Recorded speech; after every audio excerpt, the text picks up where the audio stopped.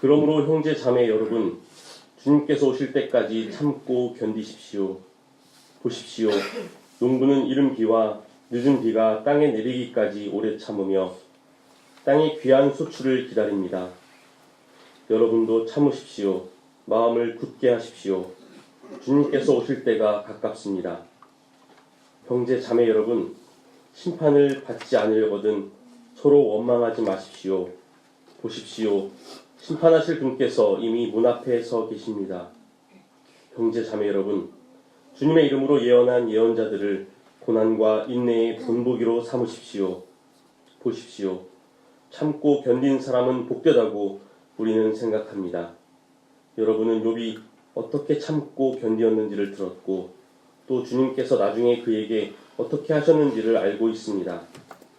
주님은 가여워하시는 마음이 넘치고 불쌍히 여기시는 마음이 크십니다. 아멘. 예, 너무 아름다운 찬양 감사드립니다. 제 라이벌이시군요. 그 웃음의 의미 잘 알고 있습니다. 자, 좀 하겠습니다.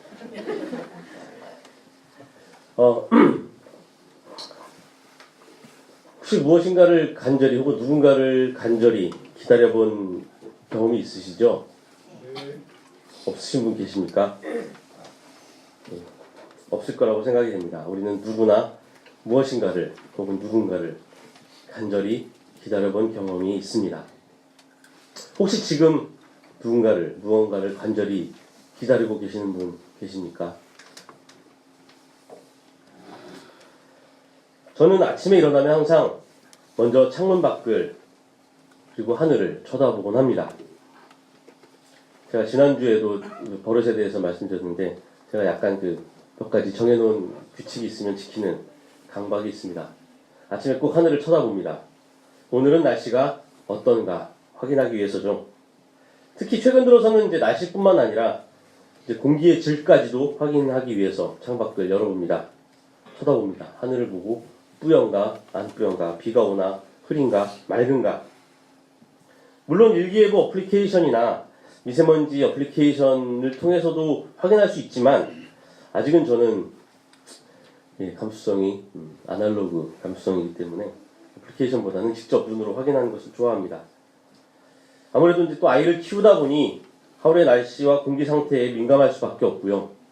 또 지금 아시겠지만 제 기관지도 민감한 아주 세밀한 관리가 필요한 기관지이기 때문에 그렇기도 합니다. 그래서 저는 아침에 일어나 항상 먼저 창문 밖 하늘을 쳐다봅니다. 하늘이 맑고 공기가 깨끗하면 하루가 기대되고 왠지 모르게 기분이 들뜨고 좋아집니다. 하지만 반대로 하늘이 흐리거나 비가 내리고 혹은 미세먼지가 심한 날이면 하루를 시작하지도 않았는데 벌써부터 기분이 우울하고 가라앉게 됩니다. 제가 보기보다 날씨에 민감하게 반응하는 섬세한 그런 사람이기 때문입니다. 진짜 섬세합니다. 예. 비가 오거나 흐리면 무릎도 시리고 죄송합니다. 우리는 자주 맑은 하늘을 볼 수 있습니다. 오늘도 다행히 하늘이 맑고 미세먼지도 양호한 상태인 것 같습니다. 하지만 마찬가지로 맑은 하늘이 있듯이 우리는 또한 흐리고 탁한 하늘 자주 보게 됩니다. 그런데 참 이상한 것이 있습니다. 맑은 하늘을 보고 있노라면 우리는 언젠간 다시 흐려지면 어떡하지? 혹은 갑자기 비가 오면 어떡하지? 하며 불안한 마음을 가지게 됩니다. 특별히 남신도 산행을 준비하거나 여신도 꽃놀이를 준비할 때, 야외 예배를 준비할 때, 이럴 때 특히나 하늘을 보며 맑으면 그런 불안감이 옵니다. 내일 비 오면 어떡하지? 근데 이와 반대로 그리고 탁한 하늘을 바라보며 내일은 다시 맑아지겠지? 비가 내리는 하늘을 보며 내일은 맑아질 거야. 괜찮아. 금세 날씨가 개고 맑아질 거야. 라고 기대한 적은 별로 없었던 것 같아요. 그죠? 분명 회색 구름 뒤에는 항상 푸른 하늘이 그 자리에 그대로 있는데 우리는 날씨가 맑으면 흐린 하늘이 올까 걱정을 하지만 흐린 하늘 아래에서 맑은 하늘을 기대하지는 않는 것 같습니다. 마치 지금 눈에 보이는 그 짙은 구름만이 전부인 것처럼 우울해하고 짜증을 내기 쉽습니다. 시간이 지나고 날짜가 바뀌면 언젠가 그 구름 뒤에 숨어있던 맑은 하늘이 다시 나타날 텐데도 우리들은 그저 현재에 얽매여 그 미래를 생각하지 못하곤 합니다. 물론 우리는 미래를 내다볼 수 없는 존재입니다. 미래를 내다본다는 것은 우리 인간의 능력 밖의 일입니다. 하지만 만약 우리가 다가올 미래의 일들을 미리 예측하고 알 수 있다면 어떨까요? 그 모든 일들에 대해 대비하고 준비해서 더 나은 미래를 만들고 대비책을 만들어낼 수 있을까요? 과연 우리가 그럴 수 있을까요? 미래를 다 알면 그 미래에 벌어질 일들을 대비하고 준비해서 더 나은 미래를 만들어낼 그럴 가능성이 우리에게 있을까요? 미래를 안다고 가정했을 때 말입니다. 저는 그렇게 생각하지 않습니다.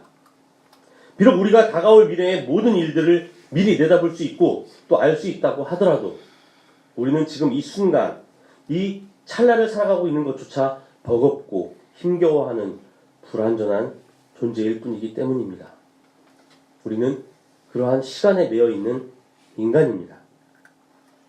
뿐만 아니라 미래는 하나의 미래로 정해져 있지 않습니다. 하나를 대비하면 또 다른 가능성이 싹 트게 됩니다. 하나를 준비하면 또 다른 돌발 상황이 벌어집니다. 이렇듯 미래는 우리가 미리 알 수도 혹은 안다고 해도 미리 선취할 수도 없는 그러한 열려진 가능성입니다. 많은 영화들을 보면 타임머신을 통해 과거를 조종해서 미래를 바꾸려고 합니다. 근데 성공한 사례는 영화를 통해서 한 번도 나와 있지 않은 것 같아요. 하나를 해결하면 다른 하나가 문제가 됩니다. 심지어 이제 최근에 개봉을 했었죠. 이제 얼마 안 있으면 그 후속작이 개봉을 하는데요. 어벤져스라고 하는 영화에서 그 마지막에 그 미래를 내다볼 수 있는 마법사가 미래를 봅니다. 그래서 우주에서 가장 강력한 어마어마한 적이 이제 우주 인구의 절반을 죽이려고 하는데 싸우다가 안 되니까 이제 미래를 보는데요. 그가 미래를 보고 난 후에 이제 옆에 동료가 묻습니다. 네가 보고 온 미래 어떠니? 그 마법사가 이렇게 답합니다. 내가 본 미래가 적어왔습니다. 이건 너무 길어서 1400만 604개의 미래를 보고 왔는데 그 중에 그 악당을 이길 만한 경우의 수는 단 하나의 미래라고 합니다. 영화에서도 암울하죠. 우리에게 미래는 미리 안다고 해서 준비할 수 있는 것도 아닙니다. 하지만 알 수 없기 때문에 그것이 또한 미래인 것입니다. 그럼에도 불구하고 우리 인간들은 여러 가지 방법을 통해 미래에 관해 알려고 노력합니다. 어떤 이들은 점을 쳐서 자신의 미래를 알려고 합니다. 또 어떤 이들은 자신이 가진 경험과 지식과 과학의 힘을 총동원해서 자신의 미래를 혹은 인류의 미래를 예측하려고 합니다. 심지어 우리 그리스도인들 가운데서도 성경을 통해 혹은 다양한 은사를 통해 미래를 예측할 수 있다고 믿고 또 그렇게 하려고 하기도 합니다. 그래서 종종 기도를 통해 하나님께 그러한 능력을 요구하기도 합니다. 그리고 기도를 많이 하면, 성경을 많이 읽으면 하나님께서 그것을 통해 미래를 알게 해주시고 또 그 미래에 닥쳐올 불행과 모든 일들을 미리 피하고 준비할 수 있도록 하실 거라고 믿기도 합니다. 그래서 성경과 기도를 마치 모든 불행을 막아주거나 혹은 미래의 행복을 열어주는 부적이나 주문쯤으로 착각하기도 합니다. 하지만 이러한 착각은 잘못된 믿음으로부터 출발하며 또한 우리에게 잘못된 믿음을 갖게 할 뿐입니다. 우리는 종종 우리의 시선과 생각을 지금 이 순간, 현재 나의 삶에만 고정시켜 살아갑니다. 그리고 구름 뒤에 여전히 언제나 그 자리에 있을 푸른 하늘을 생각하지 못합니다. 우리 사랑하는 듣고님들, 누군가 혹은 무언가를 정말 간절히 기다려보신 적 있습니까? 짧은 시 하나를 소개하도록 하겠습니다. 시인 정호승님이 쓴 기다림입니다. 돌을 땅에 묻고 물을 주면 싹이 돋을까? 누나한테 물었더니 누나가 씩 웃으면서 싹이 돋는다고 해서 영월 동강에서 주워온 돌멩이 하나 꽃밭에 묻고 가끔 물을 준다. 끝입니다. 이 시는 아주 짧고 또 엉뚱한 그런 내용을 담고 있습니다. 하지만 이 시는 기다림의 역설을 우리에게 잘 표현해주고 있습니다. 소녀는 누나의 말만 찰떡같이 믿고 돌에 싹이 돋기를 기다립니다. 돌에 물을 주면 싹이 돋아날까요? 보신 적 있으세요? 돌에 싹이 돋아나는, 아마 그 돌에 이렇게 물을 주면 미끼가 자라나는 돌은 있다고 들었습니다. 하지만 돌을 깨고 그 안에서 싹이 나오는 경우는 아마 없는 것으로 알고 있습니다. 혹시 돌에서 물을 주면 싹이 난다고 믿으시는 분들은 주중에 저에게 연락을 꼭 주시기 바랍니다. 상담을 해야 될 것 같고요. 사진 찍어서 보내주셔도 됩니다. 돌에서 이끼는 필지언정 싹은 아마 돋아나지 않는 것으로 우리는 상식적으로 알고 있습니다. 하지만 이 시의 화자인 소녀는 그렇게 믿고 있습니다. 소년의 눈에 비친 돌멩이는 어떻게 보였을까요? 씨앗으로 보였을까요? 그래서 그런지 그 소녀는 누나에게 묻습니다. 그리고 누나는 그렇다. 돌에 물을 주면 싹이 나 라고 대답합니다. 소녀는 누나의 말을 철석같이 믿게 됩니다. 누나는 도대체 왜 소년에게 돌에 물을 주면 싹이 난다라고 했을까요? 놀리려고? 귀찮아서? 아니면 누나도 소년과 같은 생각이어서 그랬을까요? 사실 이 시만 가지고는 우리가 잘 알 수 없습니다. 하나 유추해 볼 수 있는 것은 누나가 씩 웃으며 대답을 했기 때문에 아마 놀리려고 한 것이 아닐까 추론을 할 수 있을 겁니다. 우리가 알 수 있는 것은 단 하나.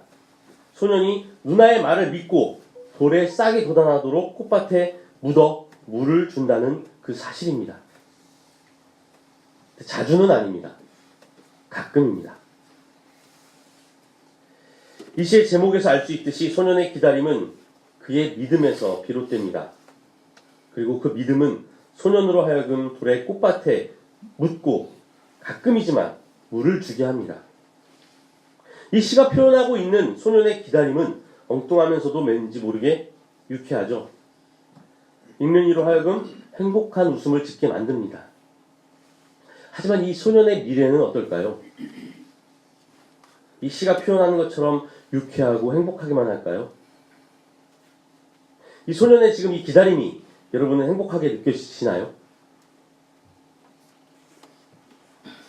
사실 제가 보기에 이 소년의 기다림은 해피엔딩으로 끝날 수가 없을 것 같습니다.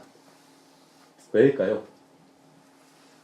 왜냐하면 저는 이미 그 돌멩이와 그것을 통해 바라는 그 소년의 미래를, 그 결과를 알고 있기 때문입니다. 저의 과학적 지식과 상식에 따라 볼 때 절대 돌멩이에서는 싹이 돋아날 수 없습니다. 그것은 이미 정해진 미래입니다. 그러니 저에게는 그 소년의 실망과 좌절이 눈앞에 보듯이 뻔히 보이는 것입니다. 여러분은 어떻게 생각하십니까? 저랑 같은 생각이신가요? 오늘은 사순절 5번째 주일입니다. 다시 말해 사순절 마지막 주일입니다. 다음 주는 종려주일이고 그 주 금요일은 바로 예수께서 십자가에 처형을 당해 죽으시는 성금요일입니다. 이렇듯 역사의 시나리오는 이미 정해져 있습니다. 그리고 우리가 실제로 확인할 수 있는 부분도 거기까지입니다. 예수의 고난과 죽음, 그리고 남겨진 빈 무덤. 하지만 놀랍게도 또 다른 역사는 그 빈 무덤에서부터 다시 시작되고 있습니다. 초기 그리스도교 역사는 돌을 꽃밭에 심고 물을 주면서 시작됩니다. 생명이 없는 돌멩이에서 생명이 싹트리라는 기다림. 우리가 공동체를 이루고 있는 이 교회는 바로 그 기다림에 뿌리를 두고 있습니다. 예수를 따르던 이들은 그들을 중심으로부터 언젠가 예수가 부활했다는 소문을 퍼뜨리고 또 퍼지기 시작합니다. 예수가 묻혔던 무덤을 막고 있던 커다란 돌덩이가 치워져 있고 무덤 안에는 시체를 휘감고 있던 천만 덩그러니 남아있다는 소문. 그 빈 무덤 안에서 흰옷을 입은 천사가 예수가 다시 살아났다고 말했다는 소문. 막달라 마리아에게 직접 살아난 예수가 나타났다는 소문. 손과 옆구리에 난 상처가 그대로인 살아있는 예수를 만나고 직접 만져봤다고 하는 소문. 다시 생업으로 돌아가 물고기를 잡고 있던 베드로와 제자들에게 예수가 다시 나타났다는 소문. 엠마오로 가는 제자들에게 예수가 직접 나타나 말을 걸었다는 소문. 함께 모여 식사를 하는 제자들에게 예수가 나타나 직접 말을 전한 뒤 하늘로 올라갔다라고 하는 소문. 이러한 소문들은 어느덧 예수를 따르던 이들에게 진실이 되었습니다. 그리고 그 예수가 다시 오실 것이라는 그 약속이 그들에게 유일한 미래가 되었습니다. 그때부터 그들은 다시 오실 그 그리스도를 기다리며 살아갑니다. 우리는 지금 그 다시 오실 그리스도를 기다리는 공동체인 교회에 모여 있습니다. 사실 우리가 이곳에 모여 함께 공동체를 이루고 예배를 드리며 친교를 나누고 이웃의 고통에 동참하며 이 사회의 불의를 위해 함께 연대하고 투쟁하는 이유는 바로 그 기다림에 있습니다. 2000여 년 동안 겹겹이 쌓인 그 기다림이 우리에게 믿음이 되어 우리로 하여금 그리스도의 몸을 이루어 살아가게 하는 원동력이 된 것입니다. 하지만 예수님의 부활을 경험했다는 사람들이 여전히 살아있던 초대 그리스도교 공동체 안에서도 그 다시 오실 그리스도에 대한 기다림은 사실 불확실한 미래였습니다. 분명 곧 다시 올 것이라 약속했는데 그 약속은 계속해서 지연될 뿐이었습니다. 예수와 직접 만나고 그의 삶을 경험하고 그 죽음과 부활을 함께했던 이들이 하나 둘씩 세상을 떠나게 되자 많은 사람들이 흔들리기 시작합니다. 그들은 마치 하나님을 만나러 간 모세를 기다리는 이스라엘 사람들과 같았습니다.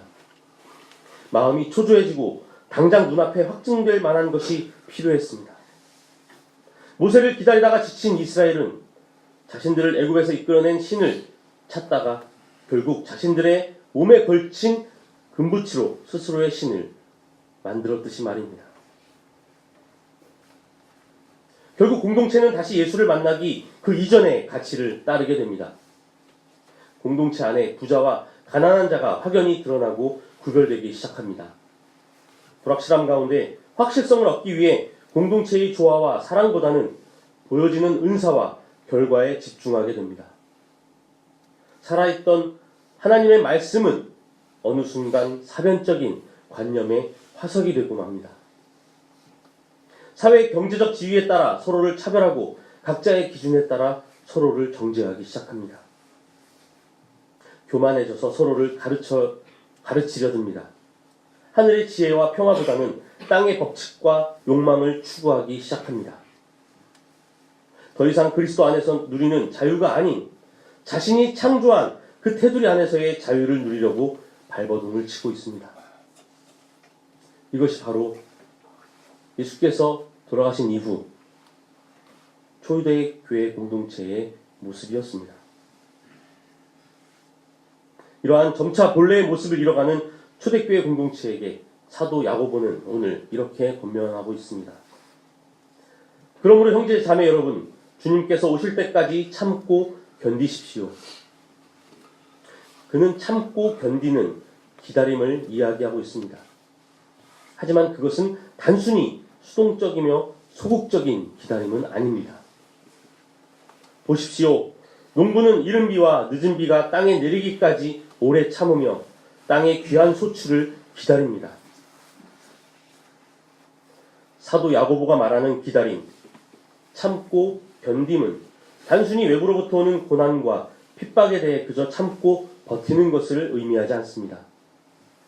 그것은 농부가 이른 비와 늦은 비 사이에 자신의 소출을 내기 위해 끊임없이 밭을 갈고 잡초를 뽑으며 돌보는 인내의 노동을 의미하고 있습니다. 그리고 그것은 인내의 기도이기도 합니다. 사실 행함이 없는 믿음을 강하게 비판한 사도 야고보가 여기서는 믿음의 기도를 강조하고 있습니다. 하지만 그가 말하는 기도는 그저 방관하고 거리를 두고 나 홀로 독야청청 단순하게 하나님께 올리는 그런 종교적 행위로서의 기도는 아닙니다. 그것은 이른 비 이후 늦은 비가 내리기까지 끊임없이 땀을 흘리며 노동하는 농부의 행위와도 같은 것입니다. 여기서 기도는 그렇기 때문에 믿음의 행위이며 믿음의 노동입니다. 그것은 믿음의 실천이며 또 그 믿음의 의지에 대한 표명입니다. 우리는 여전히 다시 오실 그리스도를 기다리며 지금 여기에 함께 모여 있습니다. 그리고 우리는 어쩌면 그것이 내일 기대하는 맑은 하늘보다도 더 불확실한 미래라는 것을 이미 잘 알고 있는지도 모릅니다.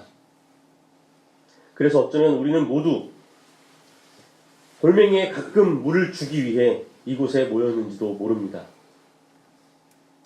한번 상상해 보십시오. 그 어린 소년이 어른이 되어서도 가끔 그 꽃밭에 찾아와 돌멩이에 물을 주는 모습을 말입니다. 우리는 지금 어른이 되어서도 돌멩이에 물을 주는 소년입니다. 그 오랜 기다림, 불확실한 미래와 약속을 굳게 믿으며 그 믿음의 기다림을 통해 스스로의 정체성을 확립한 것이 바로 그리스도 예수의 공동체임, 그리고 바로 우리 들꽃 향린 공동체임을 잊지 마시길 바랍니다. 다 함께 말씀을 기억하며 침묵하겠습니다.